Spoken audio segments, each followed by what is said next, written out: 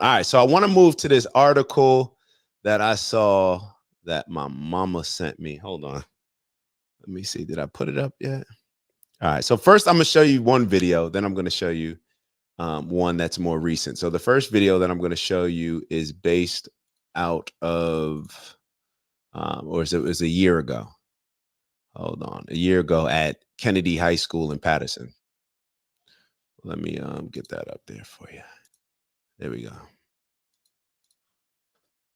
Of investing. It's not something that many of us learned in school, but in Patterson, New Jersey, JFK High School is changing the game, debuting its new stock market room where students can track the markets in real time and learn how to invest their money at a very young age. Pretty cool, right? Here's New Jersey reporter Tony Yates. It's a whole new environment for some eager young minds. I know what some of this thing is. Like, I know that thing, it like tells you how the stocks are doing. Quasi hands-on experience of learning what it means to be financially fit and Wall Street savvy. So you better have a knowledge on how to manage your money. I think this lab is pretty cool. Been my first time ever seeing something like this. JFK High School's brand new wing, a chunk of the library space, has become the JFK Finance Lab for students in the business and finance track. Students will be able to evaluate stocks, they'll be able to research companies. We don't want them to be intimidated the same way that many of our students are engaged by following a sports team. The same thing can happen with, let's say, a company like Tesla. The school encourages students to put what they learn to use way before they leave high school behind. And so this is the bank that the kids use. Yes. Downstairs, they have Castle 2.0, a real branch of the North Jersey Federal Credit Union, where many students and teachers have accounts and where teens can earn positions as tellers. They take deposits, they cash checks, they help to open new accounts. We have students who have had summer internships with North Jersey Federal Credit Union, won scholarships for going to college. Back up in the lab, they'll be following the business world real time. Where like if the CEO of Tesla sends out a tweet, how does that impact that company, and how does that company go into war mode, right? Like, how do you control PR? How do you control the investment side of it? JFK Finance Lab officially takes off in the fall semester. All right. Amazing, right? Amazing. And so I wanted to show that was a year ago. Now I'm getting ready to show you what my mom just sent over regarding what's going on in Patterson now. So Shy, I want to get back to Shy had asked the question, what's the part about printing money? I must have missed that part. I just can't recall exactly what Tate was talking about. But when it comes to printing money, I'm just going to go based on like what I think about it. Printing money is only going to cause what? Inflation, right? So we'll either print money or use taxpayers' dollars to incentivize and to provide programs for assistance for a lot of the people that are coming in. So when you have people that are getting incentives with taxpayers' money, for one, we're funding it. So now we're funding opportunities for people who came here illegally, opportunities that we may not even necessarily have ourselves. And now we're saying like, hey, not only that we're going to fund the people that we're getting ready to compete with, but we're funding something that provides them an opportunity that we don't even have ourselves. And then if you even look at from the printing money standpoint, let's say that they're just using it to print money, it's still going to impact our pockets, because what has printing money caused? It's caused all of this inflation. It's very simple. If you think about it with crypto. When it comes to crypto, what is it? The Bitcoin. There's only a certain amount of Bitcoins. So therefore their value is their value. And it's the value. Well, I'm sorry, their value is not their value, but their value is only going to grow in certain areas. Or let me kind of rephrase that. Their value cannot be diluted based on new coins. So let's say that if three people have something, it could be anything in school. Let's look at like a school situation, a scenario. And I'm sorry to dumb it down this way, but that's just what came to my mind. In a school where, let's look at a team. Let's do it this way. If there's one MVP, right? There's an MVP of the tournament. If they just gave out 5 MVPs, it would be less valuable, right? Because it's just like, well, y'all gave out 5 of them. Like, rather than there should just be one MVP of the league rather than just 5. when you print more money, you're diluting the value of it. So therefore, things are now going to cost more. The dollar isn't worth as much. So now we have to spend more of our dollars in order to receive whatever goods. So either way, it's just taken away from our money. Sorry to go on that tangent explaining it. Kiki in the building. Shout out to Kiki, a finance lab. I love that. And I hope they implement that in more schools, start them young. Kiki, I agree, but I can't say that that's what's happening based on the article that I'm getting ready to show y'all. So IROC wrote, this is exciting for students in a way, but we still got to be careful because they're still using our education to control the workforce. We always have to be skeptical. We always have to be skeptical about anything that's given to us. And maybe let me give you an example of why. Let me share this screen real quick. Let me share. So my mom sent me this article and she already knew what I was going to do with it. Let me kind of zoom in a little bit. Hold on.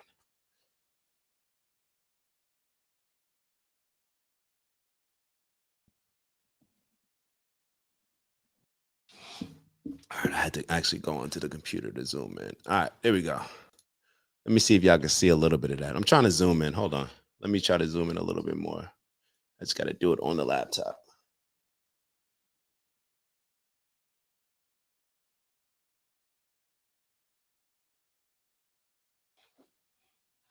Is that better? All right, so let's check out this article.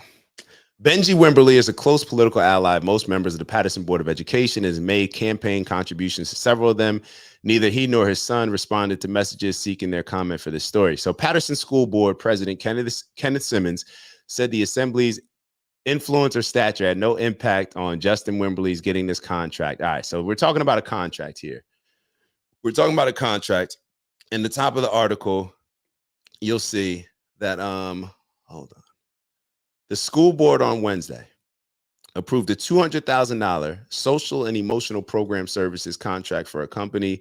Well, it's not even important who the person is.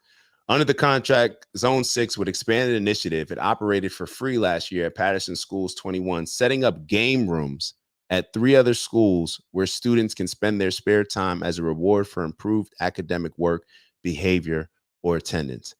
That's what I want to focus on. Game rooms, video games.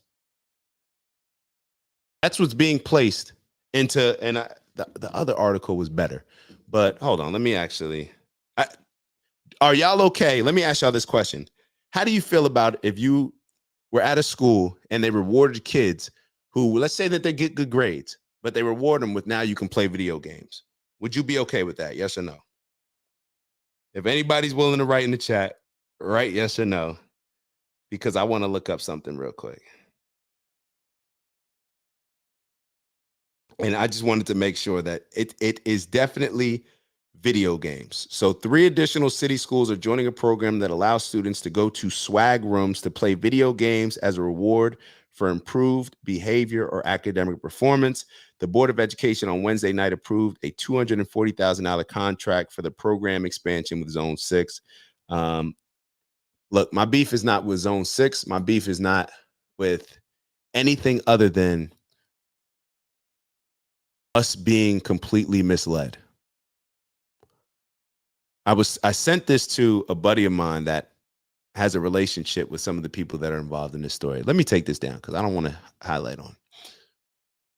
And he was telling me, this is one of the doctors that I work with. And he was telling me that, you know, he sends his kids to private school. This is for public school.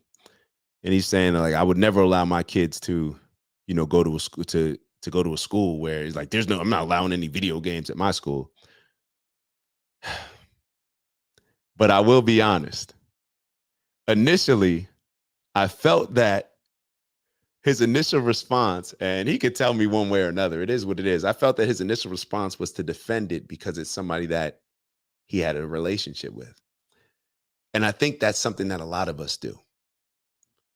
But I'm going to remove any emotion. I don't have any relationship. I don't have any ill feelings towards anybody that's involved in this. I don't know anybody that's involved in that organization that I know of. This is a problem. Why do we need to incentivize the communities that the impoverished communities, Black and brown communities, why are we incentivizing them to do good with playing video games? When I was in high school, we had a Essex County business program, a partnership with the community college, in which when you got good grades, you were able to not even have your last semester of your senior year in high school. You didn't even have to stay in high school. You went to the business school. You were a student in college your last semester of high school. That's what you had to qualify for it. Based on your GPAs, based on maybe some other things, you had to qualify for it. It was a reward for kids who were doing well in school. Now we're rewarding kids with video games.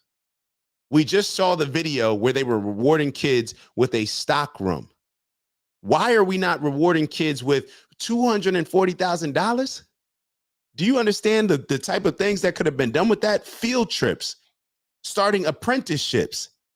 Why not create your own Shark Tank? That pool of money, you could have had the kids that do well in school say, hey, the kids that do well in school, what we're rewarding you is with a $1,000 grant to start a business, $2,000 grant to start a business, whatever it is.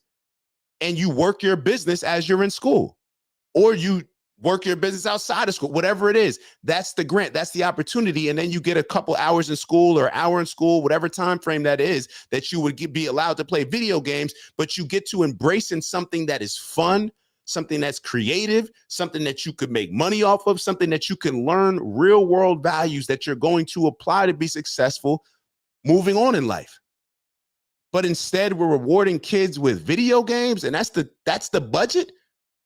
All these democratically ran cities and school systems, a lot of them, those are the ones that are complaining, hey, we ain't got the budget for these kids. We ain't got the budget for. We're putting $240,000 into video games? Like, do you know how many you could use that money to not only enhance, and of course, it's just for the school system, but not only to enhance the educational experience of those kids, but to also boost some of the businesses that are in the community. You can say, hey, you're going to do this apprenticeship. Hey, you can talk to the local mechanic. You can talk to some local business owners and say, hey, based on a survey, we asked the kids what businesses they would be interested in learning, doing apprenticeships with, interning, whatever that may be. We're going to provide, but are you willing to teach our kids this program? Are you willing to teach our kids how to own their own business, how to develop a skill, a trade that they will be able to leverage for the rest of their lives? Are you willing to do that for this amount of money? There's a lot of businesses that would do it just for the marketing that comes along with it, or just being able to have an extra hand at work. There's a lot of people that if you went to their business and said, hey, I want to do an apprenticeship with your company, I'm not asking for any payment financially. I'm asking you to just give me the game. Give me the lessons. Isn't that what we pay college for? So in my mind, I just can't, this just does not sit well with me. It just goes to highlight the fact that who's running the school system, the kids or the parents that are supposed to know better and do better? The community that's supposed to know better and do better. What type of message is that sending to kids that you're incentivizing them with something like video games? Why can't you incentivize them with something that helps develop them, but is also fun and engaging? I know for a lot of kids, when I was a kid, I would have rather, shoot, you give me a program that allows me to work on a real business, or that allows me to intern, do an apprenticeship or something. I would have been more excited about that than playing some dumbass video games. These kids play video games at home. Now they're going to go to school and only be incentivized to do work and create that mindset and mentality in school. But that just goes to show us a few things. One, these schools are not designed to create free thinkers that can elevate their minds to be successful later on in life or at that point in life. That's not what it's designed to do. John D. Rockefeller, he said it, that he was one of the founders of the Educational Board. His goal was to create workers, not thinkers. What do we think we're creating by incentivizing good behavior and good grades by the ability to go play video games. Like, I don't know. Shout out to big bro Doug in the building. Let's look at these. All right, so a lot of y'all said no when I asked, would you be okay with your kids going to a school with video games? Shy, good question. What kind of games though? I'm gonna sit here and say like, yo, I don't know what video games. It don't matter. It don't matter. I'll tell you the type of games that they should be playing. I'll tell you, yo, I'm gonna toot our own horn a little bit. The OG Foundation. When we had our program, we would play games with the kids, but you know what type of games we would play with them after we went over giving them a speech assignment, a research assignment, and doing their chores for the program? We played Monopoly. As we were learning about real estate, we were teaching them about real estate. We sat down and played Monopoly and really broke it down to understand like, okay, this is how owners benefit. This is what taxes are. This is the benefit when you own something, you can charge other people. So yeah, you want to own as many homes as possible. You don't want just cash on hand. All these different lessons that we're learning, that's the type of games that we're playing. I don't know any video games that need to be played, to be totally honest. Let the kids go out on a field trip. Like, let them go outside. I would have just rather them say like, yo, you can go run around outside. Like literally that would have been like, yo, you can go play, you can go do something that's going to help your health. You can work on the community garden. You can do all these. There's so many other things that we could do besides video games. There's no shortage of video games in the hood. Lucille, hey Lucille, it's been a while. Good to see you. Good morning, beautiful people. Sending love, light, and blessings to you all. Always coming in with a strong, positive presence. We appreciate you, Lucille. iRock said, "Why are we having to bribe these kids to do what they're supposed to do, which is learn? Why are we bribing these kids, bro? You don't have a choice. Why are we negotiating? That's the thing. Why are we negotiating with these kids?" And this goes back to the same parental strategies, parenting. Trying to negotiate with the kids. Well, if you do this, you do that. No, you're doing that. I've never seen as much negotiating from parents to kids as now. Like, I didn't negotiate with my parents. Well, if I do this, can you do that? No, I have to do that because you told me to do that. Point blank, period. And I know it's most likely to be in my best interest, even if I can't see it now. Period. That's it. All this negotiating with kids and trying to be cool, this is what it goes back to. This is why I say it's always a cool debate. It's always a debate between what's cool. People you heard Candace Owens say, I believe she used the word, she didn't use audacious. What did she use when she talked about Donald Trump? Pretty much I heard it as he has the guts. We need people with guts that do not need to appease little kids and can lead them without having to provide candy for them. You get what I'm saying? Without having to provide another level of poison for them, whether it's in the form of video games or anything else. Oh, well, if you eat these vegetables, we'll give you some candy. No, eat those damn vegetables or you're not eating anything, period. We just have a different mindset to where we just want to just adjust everything to make it as super fun and for the kids. No, choose something different. Make it effective. Make it purpose driven. It's so funny how we are in times. This is going back to the never forget brother comments. We are in a time where everybody sits here and says that things are so bad. If this person doesn't get in office, then we're going back to chains and shackles. Okay, so if Kamala doesn't win, we're going back to chains and shackles. So the best thing to do is to have our kids that are growing up to play video games. And what's so funny about it is we're not even preparing for anything. Take them little homies. I don't care if I damn near, because what are the video games? I don't know if I want to say what I'm getting ready to say. I don't know if I want to say anything. I'm not going to say it. That's real smart, right? If I don't know if I should say it, then don't say it. But then am I being phony to y'all? Let me, all right, video games. I'm going to say it. These video games, a lot of them, whether it's Halo and getting all these kill counts and all, they they pretty much desensitize us to violence in a lot of ways, right? So here we're desensitized to violence by playing a lot of these video games. We're learning how to kill and getting excited with all those killings and all this other stuff. We don't go to the gun range. We don't prepare with a militant mindset like other cultures do. We don't do all these things, but then we're just, and this is why I didn't want to go down this path, because it's like it could just keep going. Let me focus on the comments. Let me focus on the comments, man. Let me focus on the comments. But I'm being honest. What I was gonna say is that I would rather those kids be incentivized to even, and this is gonna go against my like peaceful mindset with the, but I could entertain an argument or see them justifying an argument better if they were preparing the kids, let's say going to the shooting range, teaching the kids about military, teaching the kids how to properly handle weapons, teaching the kids how to properly protect themselves. Maybe it's karate class, maybe it's taekwondo, maybe it's boxing, maybe it's MMA. Why? Because what did we say the other day? People, these evil industries, they benefit on us being ignorant, insecure, and out of shape. So I'd much rather a program that is going to make you more secure, teach you something, and put you in the best shape. Because then you're not going to be the type that just goes along with the get along gang and just accepts everything that everybody else says. Hold on.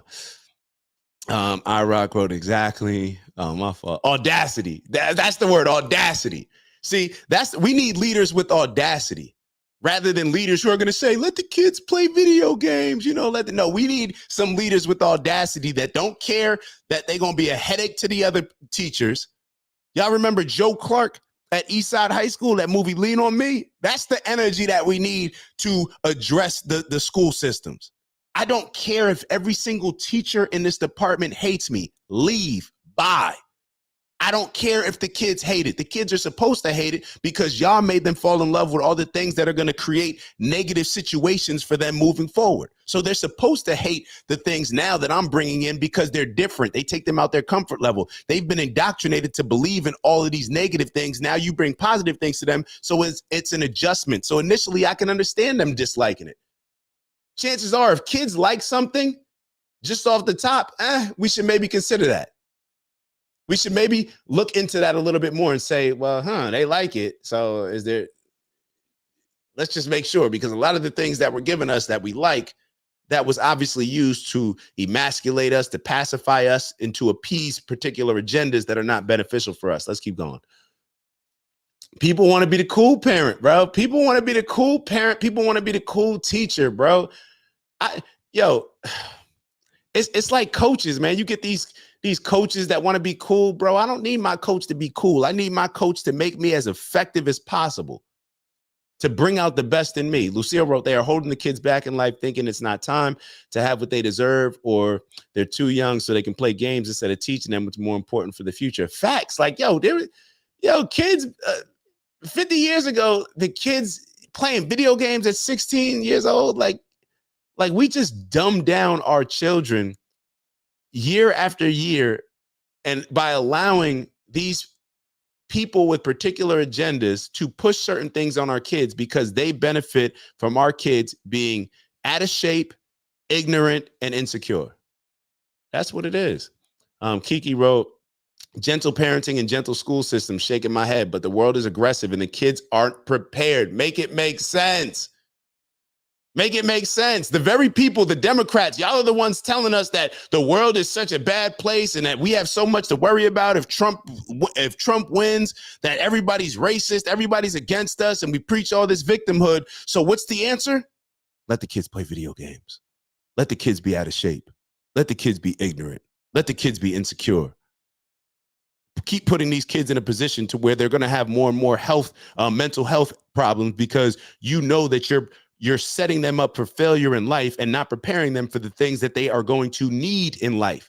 So then you wonder why these kids that aren't prepared to be successful in life are miserable, are depressed, have all these mental health issues.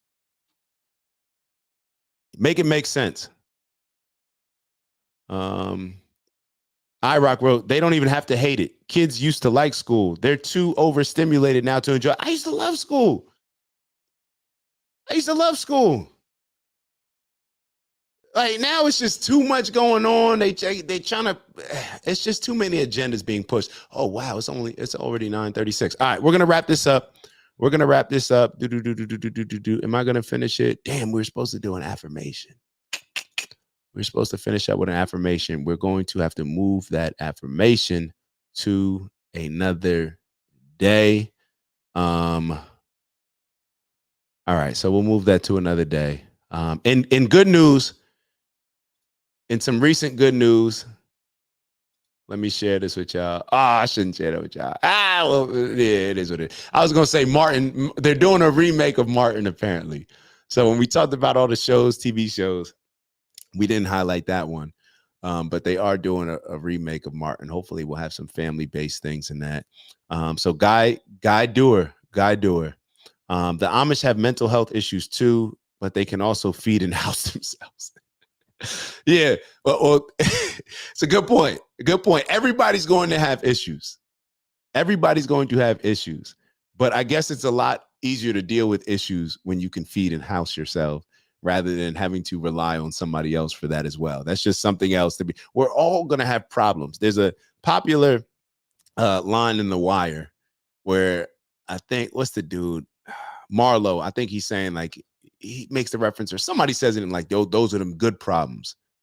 I want good problems.